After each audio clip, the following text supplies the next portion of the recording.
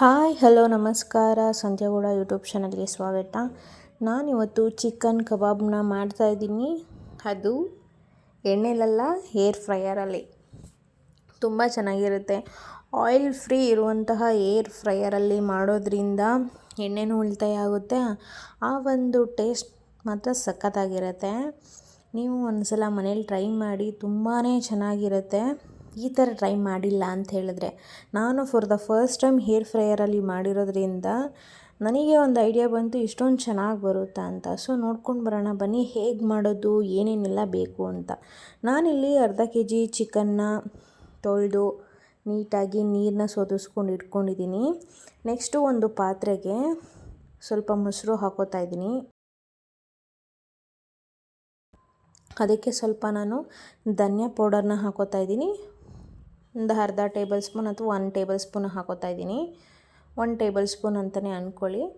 Next 1 table spoon garam masala ಹಾಕೋತಾ ಇದ್ದೀನಿ. Next ಇದಕ್ಕೆ ಸ್ವಲ್ಪ ಚಿಕನ್ ಮಸಾಲನೂ ಆ್ಯಡ್ ಮಾಡ್ಕೋತಾ ಇದ್ದೀನಿ. ನೆಕ್ಸ್ಟು ಇದಕ್ಕೆ ನಾನು 1 ಟೇಬಲ್ ಸ್ಪೂನ್ ಜೀರಾ ಪೌಡರ್ನ ಆ್ಯಡ್ ಮಾಡ್ತಾಯಿದ್ದೀನಿ. ನೆಕ್ಸ್ಟ್ ಇದಕ್ಕೆ 1 ಟೇಬಲ್ ಸ್ಪೂನ್ ಸಾಲ್ಟ್ನೂ ಕೂಡ ಆ್ಯಡ್ ಮಾಡ್ತಾಯಿದ್ದೀನಿ. ಸೊ ನಾನು ಚಿಕನ್ ಕಬಾಬ್ ಪೌಡರ್ನ ತೊಗೊಂಡಿದ್ದೀನಿ, ತೇಜು ಅವ್ರದ್ದು. ಸೊ 1/4 ಟೇಬಲ್ ಸ್ಪೂನಷ್ಟು turmeric, red chilli powder 1 tablespoon, 1 tablespoon ಶುಂಠಿ ಬೆಳ್ಳುಳ್ಳಿ ಪೇಸ್ಟು, ಸ್ವಲ್ಪ ನಿಂಬೆ ರಸ, ಸ್ವಲ್ಪ ಕಸ್ತೂರಿ ಮೇಥಿನ ಹಾಕಿ ಫಸ್ಟು ಮಿಕ್ಸ್ ಮಾಡ್ಕೋತಾ ಇದ್ದೀನಿ ನೀರು ಹಾಕ್ದೇ. ಯಾಕೆಂದರೆ ನಾವು ಮೊಸರು ಆ್ಯಡ್ ಮಾಡಿದ್ದೀವಲ್ವಾ, ಸೊ ಅದರಲ್ಲೇ ನೀವು ಸ್ವಲ್ಪ ಮಿಕ್ಸ್ ಮಾಡಿಕೊಡಿ. ನೆಕ್ಸ್ಟು ಸ್ವಲ್ಪ ನೀರು ಹಾಕ್ಕೊಂಡು ಈ ಕನ್ಸಿಸ್ಟೆನ್ಸಿಲಿ ಮಿಕ್ಸ್ ಮಾಡಿಕೊಂಡು, ಲೆಗ್ ಪೀಸ್ ಏನಾದರೂ ಇದ್ದರೆ ಸ್ವಲ್ಪ ನಾನಲ್ಲಿ ಕಟ್ ಮಾಡಿದ್ದೀನಲ್ವ, ಆ ಥರ ಸ್ವಲ್ಪ ಚಾಕುನಲ್ಲಿ ಕಟ್ ಮಾಡ್ಕೊಳ್ಳಿ ಮಧ್ಯಕ್ಕೆ. ಆವಾಗ ನಾವೇನು ಮ್ಯಾರಿನೇಟ್ ಮಾಡಿರ್ತೀವೋ ಮಸಾಲೆ ಅದೆಲ್ಲ ನೀಟಾಗಿ ಹೋಗಿ ಮ್ಯಾರಿನೇಟ್ ಆಗುತ್ತೆ. ಸೊ ನಾನಿಲ್ಲಿ ಮಿಕ್ಸ್ ಮಾಡಿ ಚೆನ್ನಾಗಿ ಕೈಯಲ್ಲೇ ಮಿಕ್ಸ್ ಮಾಡ್ಕೊಂಡಿದ್ದೀನಿ. ಮಿಕ್ಸ್ ಮಾಡಾದ್ಮೇಲೆ ಒಂದು ಅರ್ಧ ಗಂಟೆ ಇದನ್ನು ಸೈಡಲ್ಲಿ ಎತ್ತಿಡಬೇಕು. ನೆಕ್ಸ್ಟು ಒಂದು ಅರ್ಧ ಗಂಟೆ ಆದಮೇಲೆ ಏರ್ ಫ್ರೈಯರ್ಗೆ ಸ್ವಲ್ಪ ಕೈಯಲ್ಲಿ ಎಣ್ಣೆ ಸವರ್ಕೊಂಡು ಜಸ್ಟು ಹೀಗೆ ಸವರಬೇಕಷ್ಟೇ, ತುಂಬ ಆಯಿಲ್ ಹಾಕೋಂಗಿಲ್ಲ. ಒಂದೇ ಒಂದು ಡ್ರಾಪ್ನ ಹಾಕಿ ಎಲ್ಲದಕ್ಕೂ ಸ್ಪ್ರೆಡ್ ಮಾಡಿ, ನಾನೇನು ಮ್ಯಾರಿನೇಟ್ ಮಾಡಿದ್ದೀನಲ್ಲ ಆ ಚಿಕನ್ನ ನಾನು ಒಂದೊಂದೇ ಏರ್ ಫ್ರೈಯರಲ್ಲಿ ಹಾಕ್ತಾಯಿದ್ದೀನಿ.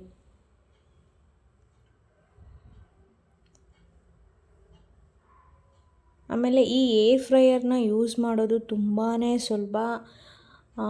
ಏನೋ ಒಂಥರ ಈಸಿಯಾಗಿ ಯೂಸ್ ಮಾಡ್ಬೋದು. ಇದನ್ನು ಯಾವುದೇ ಥರ ಭಯ ಆಗಲ್ಲ. ಸ್ಟಾಪ್ ಮಾಡೋಕ್ಕಾಗಲ್ವಾ ಅಥವಾ ಪಾಸ್ ಮಾಡೋಕ್ಕಾಗಲ್ವಾ, ಈ ಥರ ಎಲ್ಲ ಭಯ ಇದ್ದವರು ನೋ ಟೆನ್ಷನ್, ಇದನ್ನು ತುಂಬ ಚೆನ್ನಾಗಿ ಯೂಸ್ ಮಾಡ್ಬೋದು.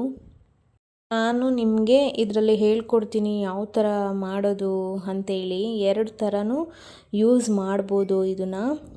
ಸೊ ಇವಾಗ ಚಿಕನ್ ಪೀಸ್ನ ನಾನು ಏರ್ ಫ್ರೈಯರಲ್ಲಿ ಹಾಕಿದ್ದೀನಿ. ಸೊ ಇದನ್ನು ಕ್ಲೋಸ್ ಮಾಡೋಣ ಬನ್ನಿ. ಸೊ ನಾನು ಪಿಜನ್ ಕಂಪನಿದು ಹೇರ್ ಫ್ರೈಯರ್ನ ಯೂಸ್ ಮಾಡ್ತಾಯಿದ್ದೀನಿ. ಸೊ ಈ ಥರ ನೀಟಾಗಿ ಲಾಕ್ ಆಗಬೇಕು. ನೀವೇನಾದ್ರು ಲಾಕ್ ಮಾಡಿಲ್ಲ ಅಂತಂದರೆ ಅಲ್ಲೇನು ಸ್ಟಾರ್ಟ್ ಬಟನ್ ಇದೆ ಅದು ತೋರಿಸಲ್ಲ. ನೀಟಾಗಿ ಆನ್ ಮಾಡ್ಕೊಳ್ಳಿ. ಇಲ್ಲಿ ಆಪ್ಷನ್ ಇದೆ, ಏನು ಫಿಂಗರ್ ಚಿಪ್ಸು ಅಥವಾ ಟಿಕ್ಕಾ, ಪಿಜ್ಜಾ, ಈ ಥರ ವೆರೈಟೀಸ್ ಆಫ್ ಕೇಕು ಎಲ್ಲ ಮಾಡೋದು ಕೊಟ್ಟಿದ್ದಾರೆ. ಸೊ ನಾವು ಅಲ್ಲಿಗೆ ಹೋಗಿ ಆಪ್ಷನ್ನಿಗೆ ಮಾಡಿದ್ರೆ ಎಷ್ಟು ಟೆಂಪ್ರೇಚರ್ ಬೇಕು ಅಷ್ಟು ಟೆಂಪ್ರೇಚರ್ನ ತಗೊಳುತ್ತೆ. ಇಲ್ಲ ಅಂದರೆ ಸೈಡಲ್ಲಿ ಈ ಕಡೆ ಲೆಫ್ಟ್ ಸೈಡಲ್ಲಿ ಒಂದು ಬಟನ್ ಕೊಟ್ಟಿದ್ದಾರೆ ಗೊತ್ತಾ, ಪ್ಲಸ್ಸು ಮೈನಸ್ಸು, ಅದು ಏನು ಮಾಡೋದು ಟೆಂಪ್ರೇಚರ್ ಸೆಟ್ ಮಾಡ್ಕೊಳ್ಳೋದು. ಈ ಕಡೆ ಏನು ಕೊಟ್ಟಿರ್ತಾರೆ ಪ್ಲಸ್ಸು ಮೈನಸ್ ರೈಟ್ ಸೈಡು, ಅದು ಟೈಮಿಂಗ್ಸು ಸೆಟ್ ಮಾಡೋದು. ಇಲ್ಲೇ ಕೊಟ್ಬಿಟ್ಟಿದ್ದಾರೆ ಟೈಮಿಂಗ್ಸ್ದು ಸಿಂಬಲು. ಸೊ ನೀವು ಅಲ್ಲಾದರೂ ಹೋಗ್ಬಿಟ್ಟು ನೀವು ಸೆಟ್ ಮಾಡ್ಕೋಬೋದು. ಆಮೇಲೆ ನೀವು ಡೈರೆಕ್ಟಾಗಿ ಹೀಗೆ ಓಪನ್ ಮಾಡಿದ್ರೂ ಪಾಸ್ ಮಾಡಲೇಬೇಕು, ಪಾಸ್ ಮಾಡಾದಮೇಲೆ ತೆಗಿಲೇಬೇಕು ಅಂತ ಏನಿಲ್ಲ. ನೀವು ಡೈರೆಕ್ಟಾಗಿ ಹಿಂಗೆ ತೆಗೆದು ಮತ್ತೆ ನೀವು ಕ್ಲೋಸ್ ಮಾಡ್ತು ಅಂತಂದರೆ ಆಟೋಮೆಟಿಕ್ಕಾಗಿ ಅದೇ ಆನ್ ಆಗುತ್ತೆ. ನೀವೇನು ಪಾಸು ಮಾಡೋಂಗಿಲ್ಲ, ಸ್ಟಾರ್ಟು ಮಾಡೋಂಗಿಲ್ಲ. ಇವಾಗ ನಾವೇನಾದ್ರೂ ಅಯ್ಯೋ ಸೀದೋಗ್ಬಿಡುತ್ತೆ ಅನ್ನೋದು ಒಂದು ಟೆನ್ಷನ್ ಇದ್ದರೆ ನೀವು ತೆಗೆದು ಹಾಕಿ ನೋಡ್ಬೋದು.